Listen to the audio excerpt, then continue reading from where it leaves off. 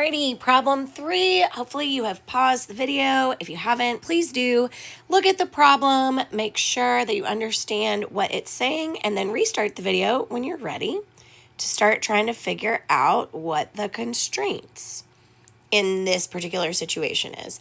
So the two totals I see this time, and it doesn't use the word total, but it is implied. So Han paid $16.80, and it shows, like what Han bought, which we'll come back to in a second. So one of the constraints is that Han, his total is $16.80. Then the next constraint is that Kieran went shopping also for some posters, and Kieran's total is $14.50. Or I'm sorry, $14.15. So those are our two totals.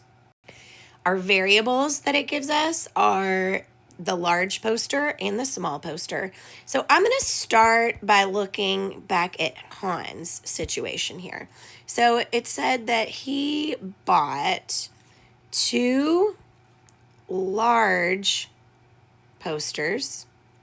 So I'm going to use 2L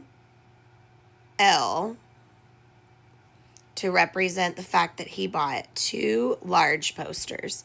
And then he bought 3 small posters. So 3 times my number of small. So Han's 2 large posters plus his 3 small posters cost a total of $16.80. So that's going to be one equation. And then Kieran bought 1 large poster. So 1 large plus 4 small. And his total was $14.15.